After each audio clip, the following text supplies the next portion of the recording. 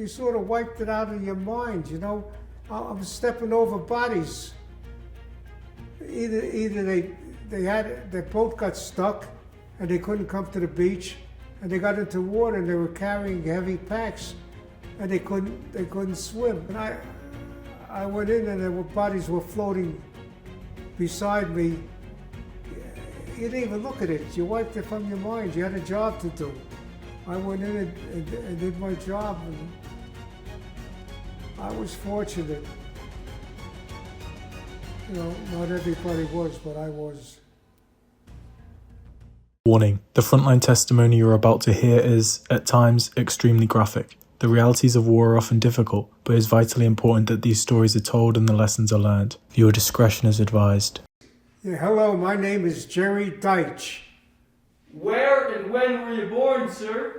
I was born April 8th, 1926 in New York City. What part of the city? Brooklyn. Okay. And if you could tell us for the record, what units did you serve in during your time in World War II? I served in Naval Combat Demolition Unit and Underwater Demolition Team. And what was the actual team number when you were in the Naval Combat Demolition Unit? What was the unit? When I was in Naval Combat Demolition Unit, 30, that's when I made the invasion in Normandy in the first wave. I landed and was there one day, and the next day I was wounded, and I woke up in a hospital in England.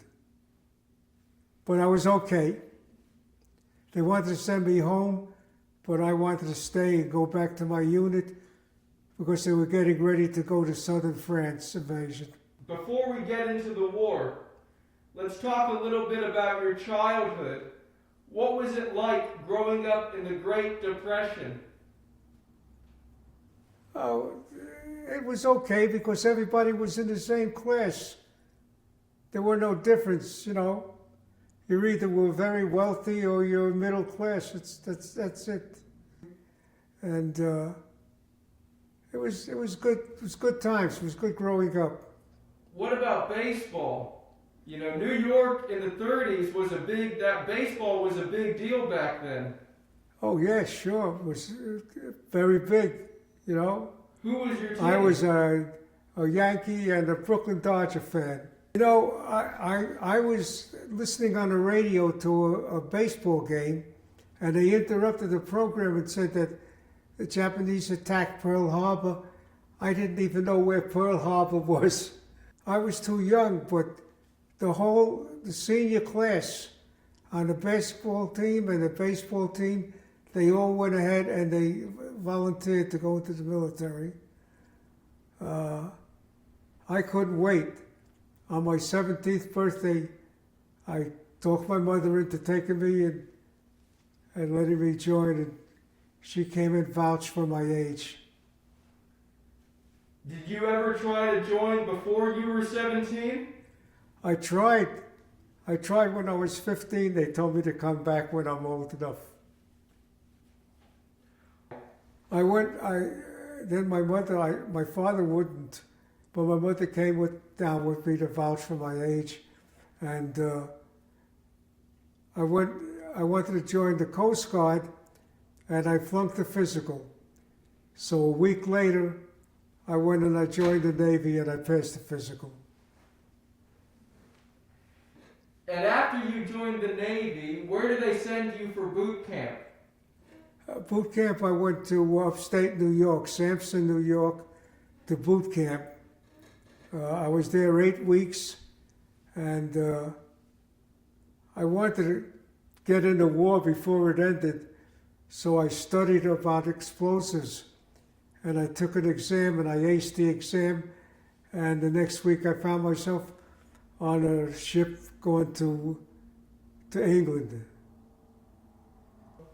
I went on the Queen Mary, and I went over to England, over to Scotland, and then to England, and then they made the invasion.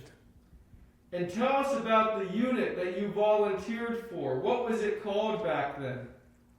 Naval Combat Demolition Unit. Well, we went in, prior to the invasion, we went in and to make sure that there were no hidden explosives anywhere.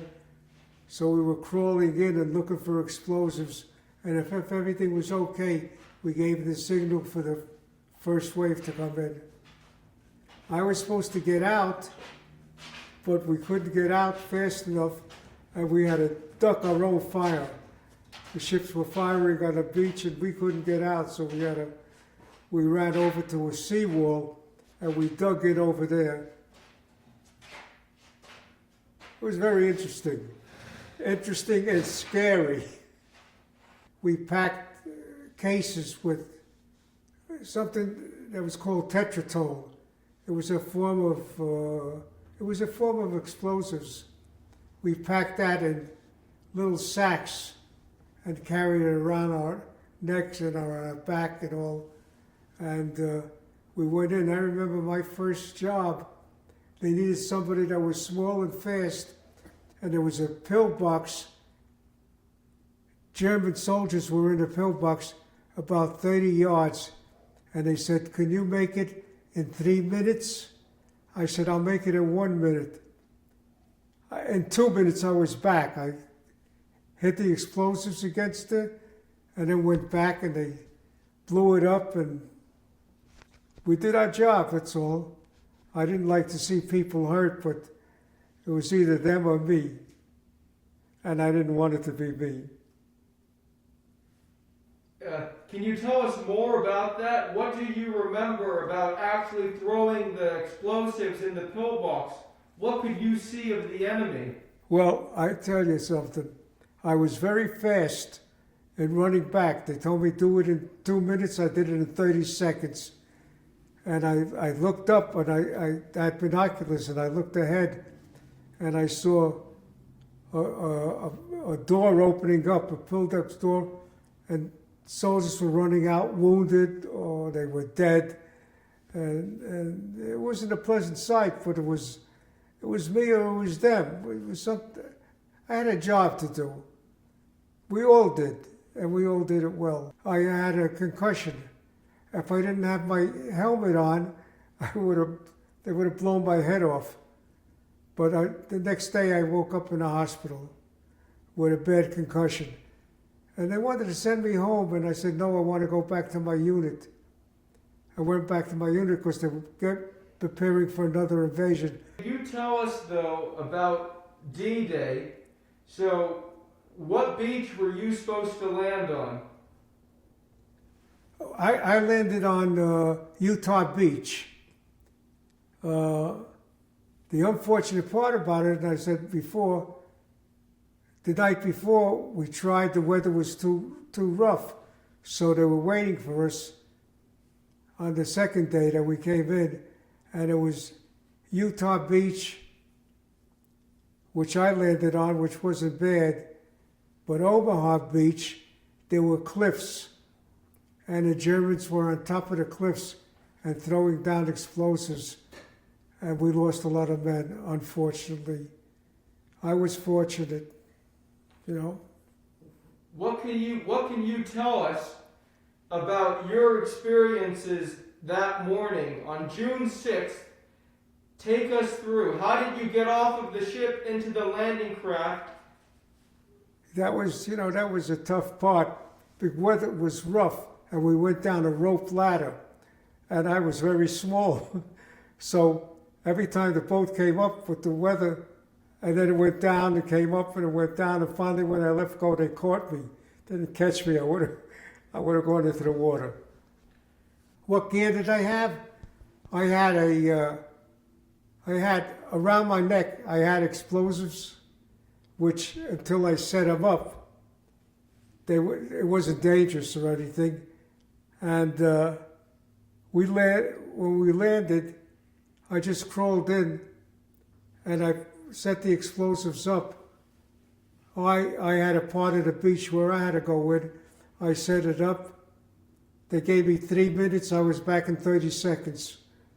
I set it up, And then all of a sudden I saw a door open up, and Germans ran out, wounded and up and all, and nothing we could do.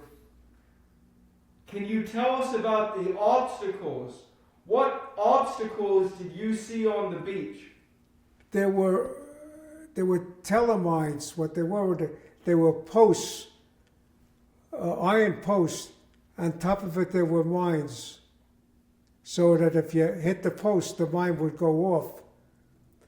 What we did was we crawled in, and then took the mine off, explosive off very easily, and threw it in front of us about 20 yards.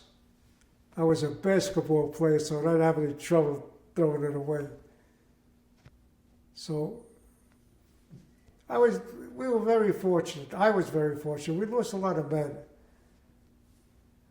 Can you tell us more? How would you actually disarm the explosive? You know, you're under fire. How are you actually disarming that? Okay, the explosives, they were easy. Unless you set it up, they couldn't go off. So we took the explosives and we put in a firing receptacle, and then we threw it ahead of us. I was a baseball player, and I threw it wide. I caught one place right in the middle, and we were very lucky.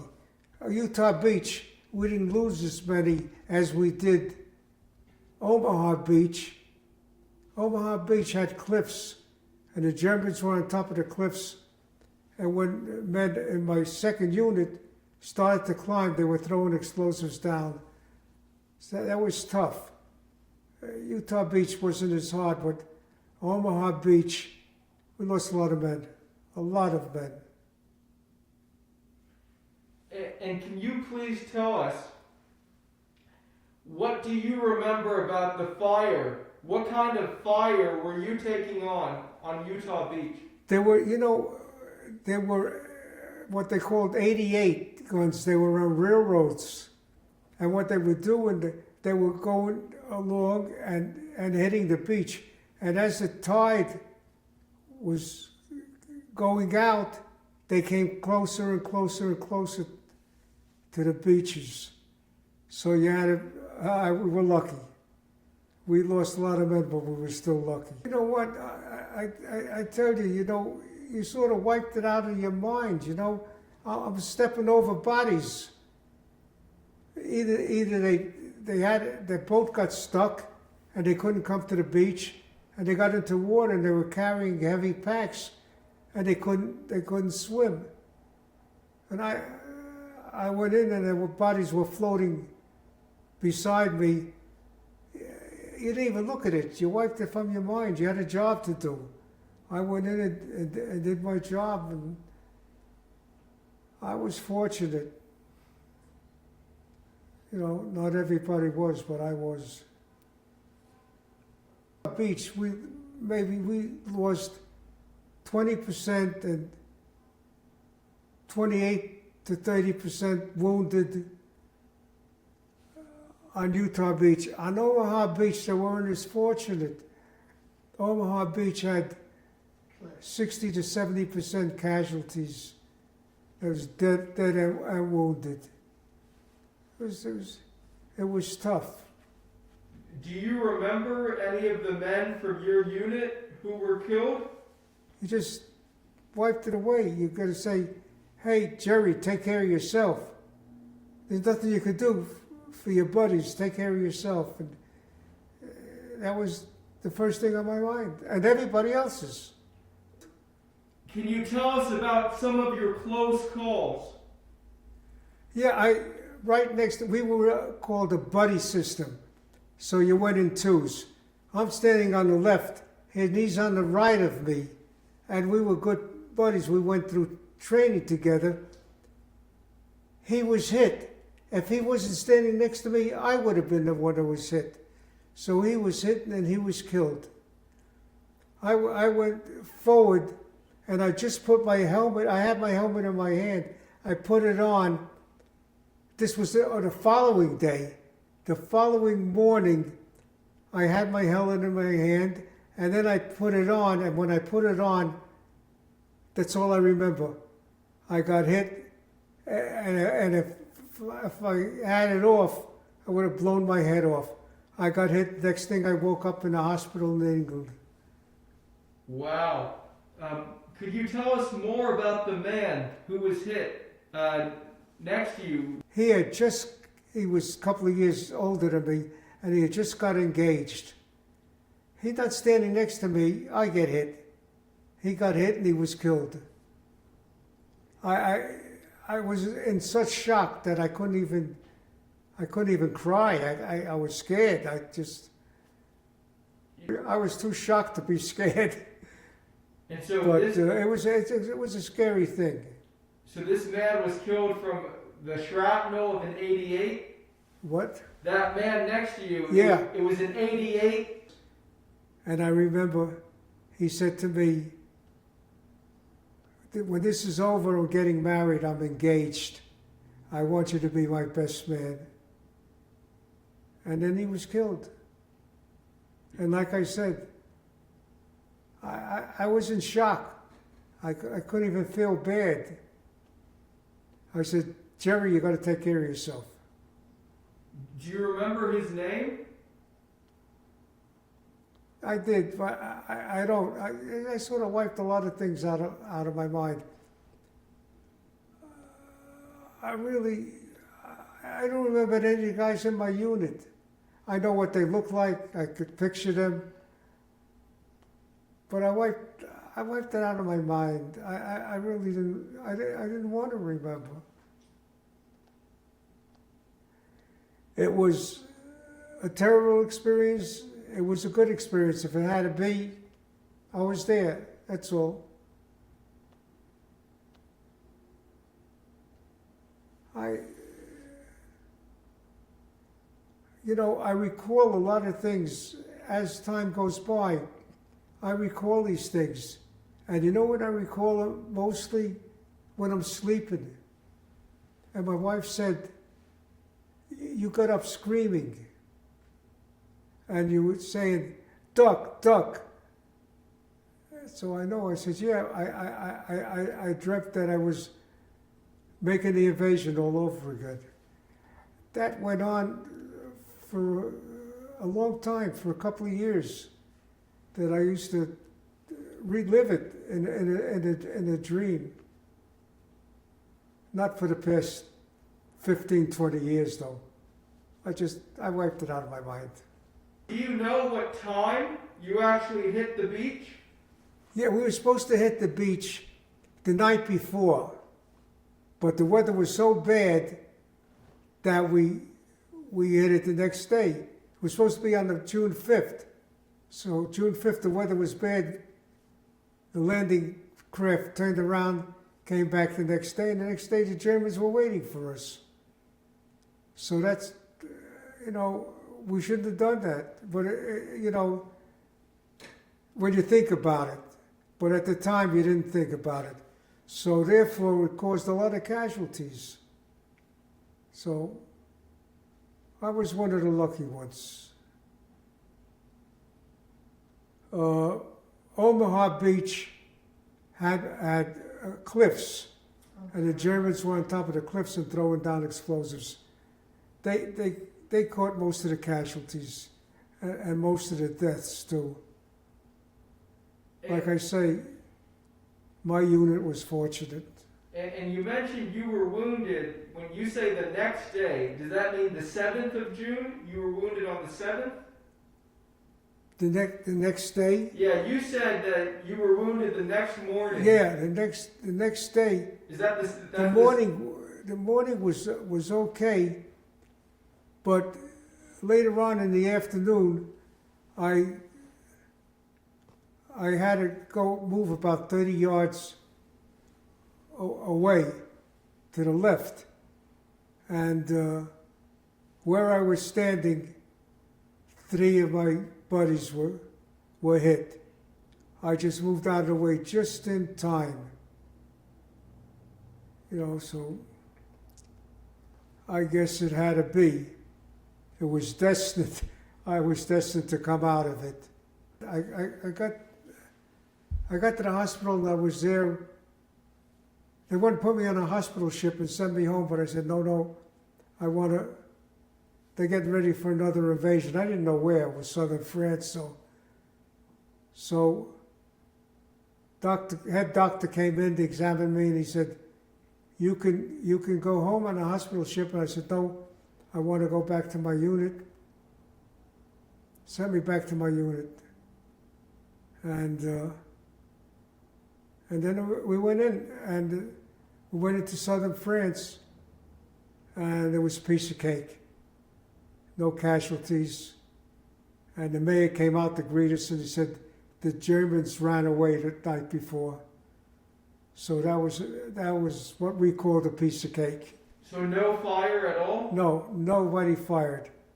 They came out with flowers and with fruit and everything to greet us.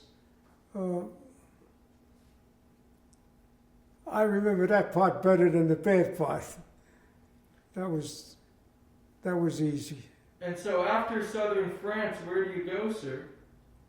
After southern France, I came home on a survivor's leave for 30 days, and they wanted to make me an instructor. I said, no, I want to go back to my unit. So I went back to my unit, and they were getting ready to go to the Pacific. And we went to the Pacific and got there just in time for the Iwo Jima invasion. But I was lucky. I was on a standby, and we were standing by ready to be called in, and they didn't need us. So, and the casualties were extremely high.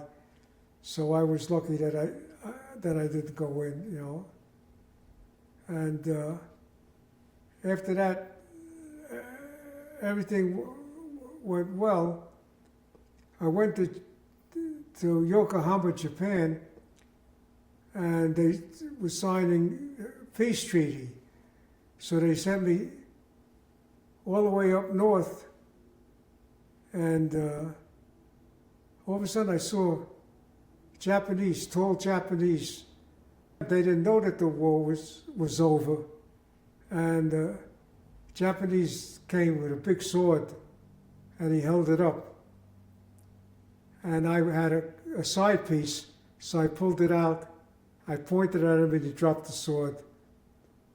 And then there was an interpreter there, and he told him that the war is over, they're signing a peace. And he bowed down to me.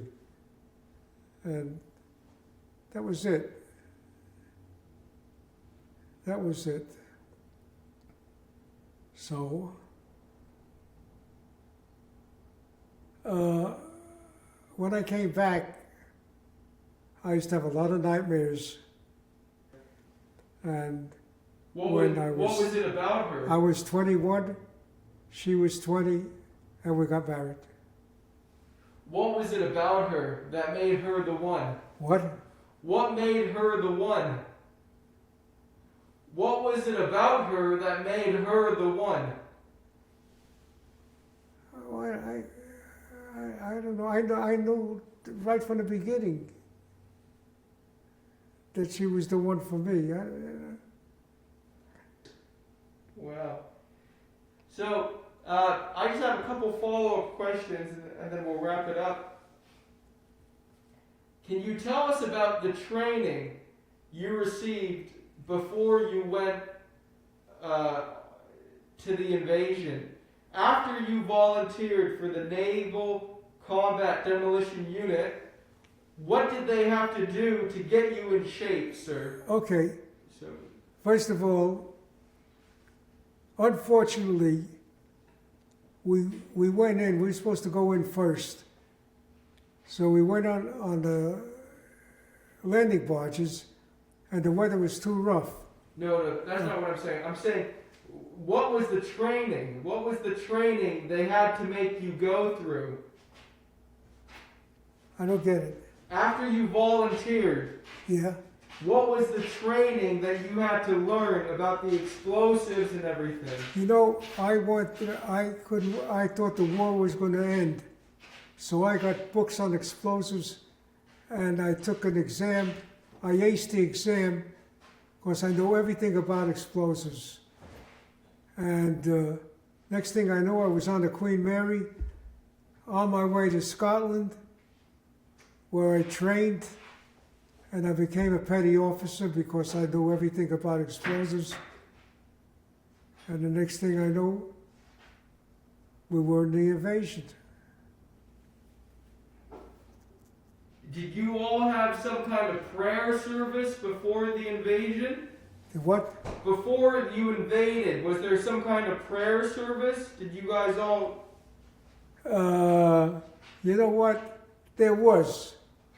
And I remember, I was so scared I didn't even pay attention. And Eisenhower, General Eisenhower, passed by, and I saluted him, and he said, "Can I shake your hands?" And I said, "Yes." And he said, "God bless you." I met his granddaughter 40 years later, and I told her the story, and she said, "My grandfather told me about you." Very strange. What goes around comes around. Absolutely. Yeah. Thank you for sharing that. You know, can you tell us about when you first landed on Utah Beach? What could you see? What did you see ahead of you?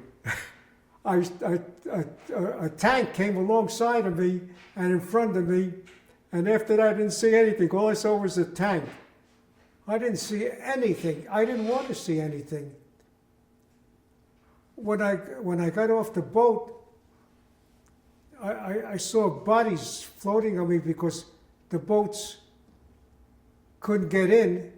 They stopped. There was something in the way, and they had packs on the back, so the boats couldn't get in, and there was bodies floating past me. I didn't pay attention to it. I just said, "Jerry, be careful." That's all. I wanted to wipe it from my mind. But my wife said, for 2 years after we were married, I used to have nightmares and get up and talk about it. I sort of like to wipe it from my mind. Now, I went back last year when they sent me back for the 75th anniversary, I think it was. And it sort of, everything came back to me. I knew I had a reporter from NBC was traveling with us, and I had been to France a couple of times, but I didn't want to go to Normandy. I couldn't take it. This time I went, and I showed the reporter. I said, "See that museum? That was a little farmhouse at the beach. I remember it exactly." And I pointed to the right of that. That's where I landed. Everything came back to me in a nice way. That time it wasn't nice, but I recognized, and I took the reporter with me, and I showed him that farmhouse. Is a museum now, was a farmhouse, and I pointed out where I landed and where I got hit. It all came back to me. So he asked me a lot of questions, and then there were 4 paratroopers for the anniversaries, 75th anniversary, that were on the beach because they finished practicing, and they came over to me and they said, you made the landing here? And I said, yes, there's where I landed. I showed them everything. And they said, you remember it all? And I said, like it happened yesterday. I pointed everything out to them. And it all came back to me, like I was there all over again. But this time it was a good feeling.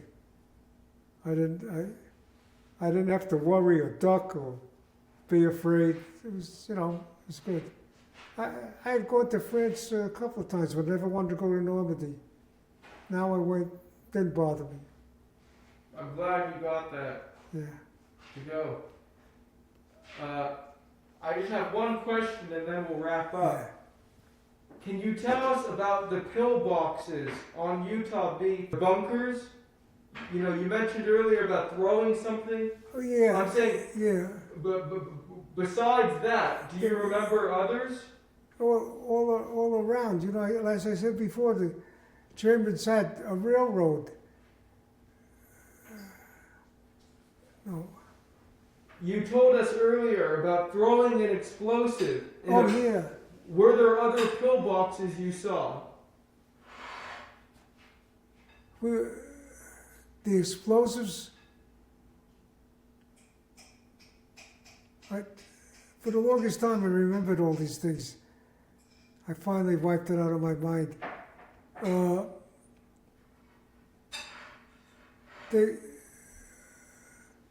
There were, I remember a pillbox, which was about 25 yards in front of me. And I was small and fast. And my commanding officer said, do you think you could set up an explosive on that pillbox and do it, allow yourself 8 minutes? I said, I'll do it in 30 seconds.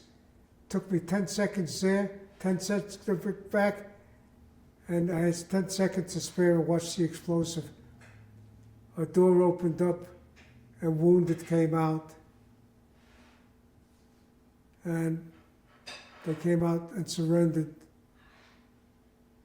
That's it. The next thing I knew, the next day I was hit, so I don't remember anything else. What wisdom would you like to give to future generations? To the next generation? I used to say prayers at night. There shouldn't be any more wars. And my children shouldn't have to go through this, nor anybody else, anybody's children shouldn't go through what I and what my generation went through. That's all I ask, For the longest time, I never remembered anything. Now, it doesn't bother me to bring it back. Of course, I said we're living in a world of peace. How do you want to be remembered? How would I like to be remembered? I want to be remembered by my children, my grandchildren, my great-grandchildren, as we live in a world of peace because of my grandfather and my great-grandfather. We're living in a peaceful world. That's all I ask for. I ask that this next generation and generations to follow don't go through what I went through and my generation went through. I pray for that.